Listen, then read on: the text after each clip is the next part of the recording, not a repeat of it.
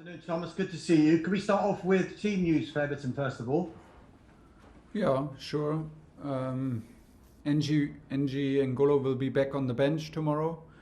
He did the last two training sessions. Trevor Chalobah did the last two training sessions, will also be back in the squad. So it's Mateo Kovacic and Ben Chilwell out for the moment.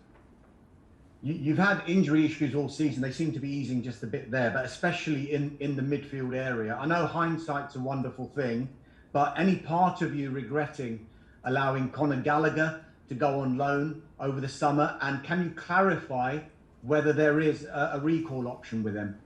No, I will not clarify because it's details contract, and details contract will not be discussed in press conferences. I said many times how much we like Conor and how well he's doing. Nothing has changed. We saw his goals, we see his performances all the time. There's absolutely no regret because maybe it seems like it was the perfect decision for him, and we discussed mainly for him what the best option was in summer. You cannot take the circumstances from now and doubt the decision from July. It simply is not possible.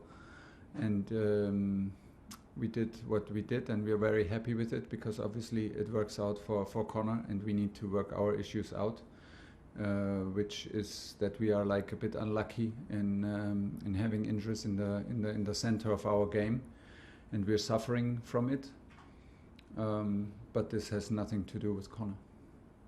I know you've been asked this a lot, but it's now 17 days until the transfer window opens. That means 17 days when Antonio Rudiger, Cesar Azpilicueta, Andreas Christensen, Thiago Silva can sign a pre-contract agreement with a foreign club. Do you have any developments on their situations, and is it becoming a source of worry for you now when you enter such a crucial period?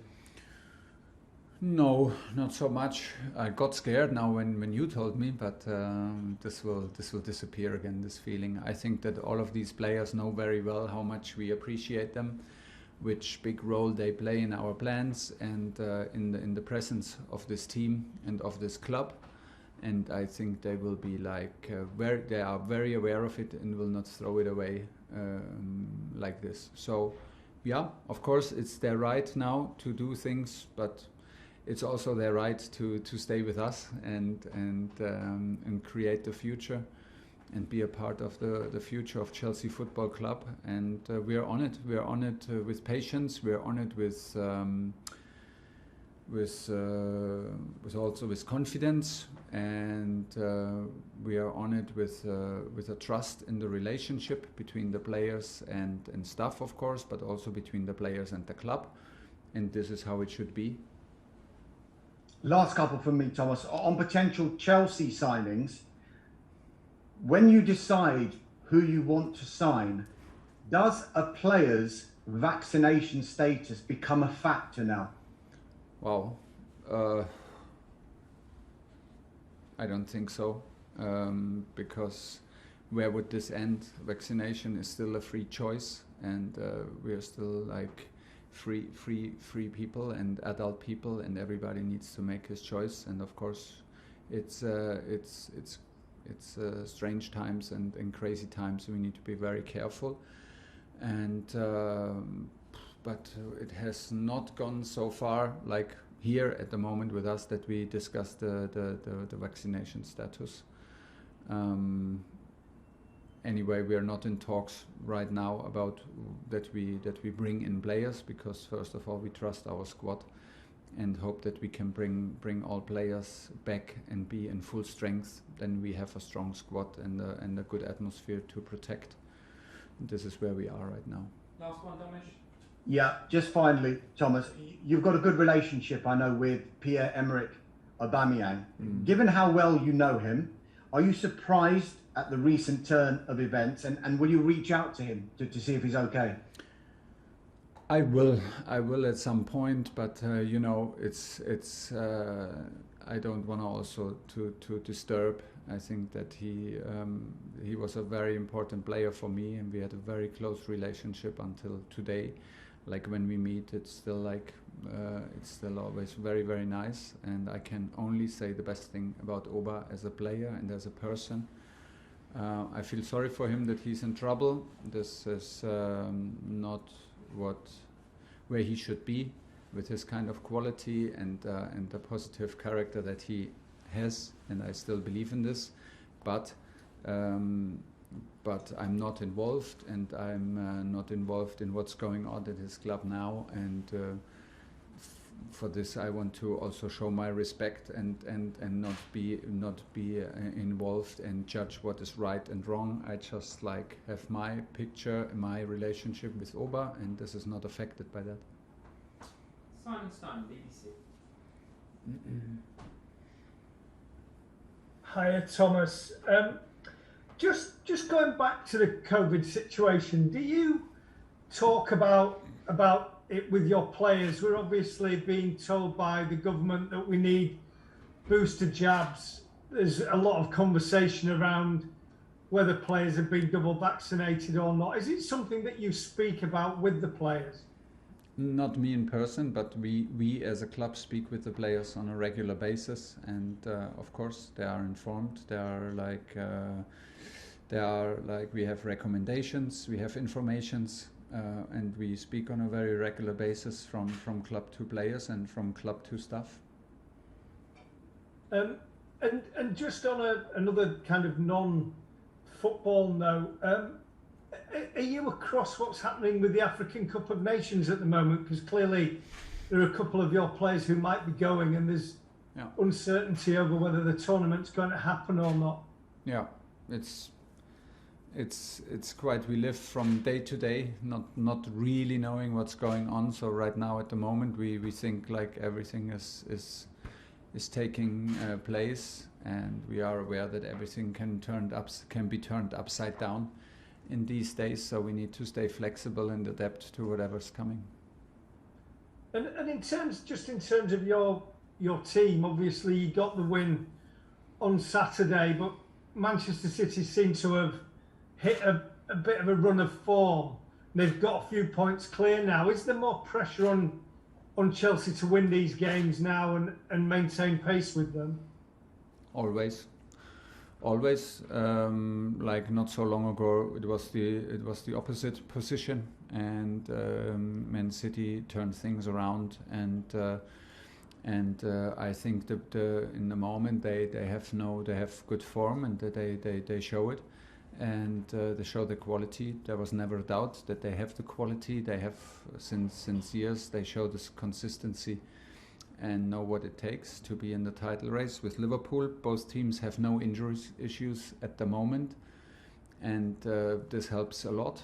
But we knew before that if we demand from ourselves to compete with City and Liverpool for the title, that we will face adversity and we will face tough moments. This was clear before, so we cannot surprise now, and we cannot give in and we not give up. This is simply impossible, because we knew before, we committed before, and we enjoy being in the middle of adversity and in the middle of difficult moments, because maybe it's exactly what we need at the moment to overcome it. We were lucky this weekend. We did not feel so lucky, blessed with luck, when we played in West Ham and went out with a defeat. We did absolutely not have the luck on our side when we played a draw against Burnley. So there's no we should not start to excuse and to say sorry for a late victory. We found a way to win this game, and the next game is in front of us against Everton. We play at home, and we do what is needed to have the possibility to win 3 points. That's it. Nick Purewell. Hi Thomas. Just on Matteo, when would you expect him back in training? And I'm assuming you don't have no one else has tested positive for COVID. Just checking that. Right now it's Matteo out and Chile for injuries, and Matteo is released. It's a good question. Like the day after tomorrow, maybe. I think day after tomorrow, and then we need to see. I mean, then he's out for 7-8 weeks in summary, with injury, with COVID. It's then one thing to have NG back now on the bench. It's one thing to get Matteo back at the end of the week. Does this mean that they can? This is really NG? Is this really Matteo? I doubt that, because that would mean that the others who are constantly in training, that it's not necessary to do this. So it will take a while, but it will be a good day if both of them are back. Good day for us. Last question in the broadcast, Jerry Fox. Hi, Thomas. Is Romelu Lukaku anywhere near fit yet? You said for 90 minutes. You said all along he's probably only ready for 45. And just quickly, no clean sheets for 5 games. Is that a concern? Is it something you've worked on? It shows us that we were spoiled. It shows us how hard it is. Teaches us this lesson. Maybe we over-expect clean sheets from us.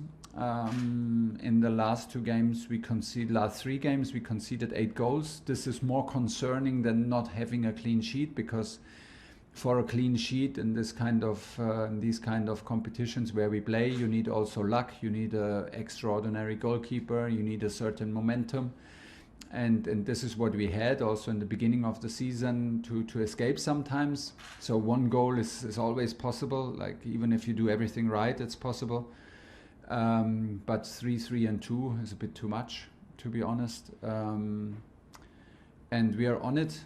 We're on it. It makes you appreciate, it makes you understand how hard we worked before, what it takes to be so consistent and not conceding. And we want to get back on track, it's clear. Maybe it shows us how much details matter, how much individual top level in every situation matters, and hopefully we get this consistency in not conceding back into our game, because it's crucial if you want to win consecutive football matches on this level. And then to Romelu, well, fitness, we can debate endlessly what is fit and what is not fit. Player will say I'm fit. Maybe some fitness coaches will agree, disagree, and then comes the head coach and maybe disagrees or agrees. It depends also on the game, on the intensity level of the game.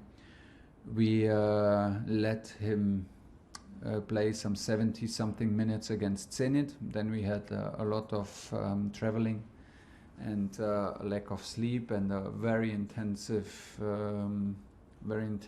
opponent with Leeds. So we decided not to put him in this turmoil straight away. But I think he can play 70 plus, but it depends on how the game goes. Okay.